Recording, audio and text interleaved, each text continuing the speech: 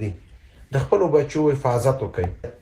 ډاکټر اسماعیل صدیقي ما د تا سره د افغانانو مینه او اخلاص تاسو وګورئ. دا چې ماشوم تاسو ته ښکاري ډېر په کم عمر کې ده په خبرو دومره ماشوم چې هغه په خبرو هم نه پوهېږي. د دې مینې تاسو وګورئ. تا ته وایي چې زه به انشاءالله العزیز غټه شم، زه به ډاکټره جوړه شم. د هغې نه بعد به بیا زه چې کوم افغان میډیکل کمپلیکس جوړېږي دې کې به زه د افغانانو دپاره د ټولو افغانانو دپاره چې کوم دی مفت علاج کوم. دا هم یو غټه خبره ده. الله پاک دې دا کامیابه کړي او خپل چې کوم دې دا سوچ ته الله پاک دې هغې ته ورسوي.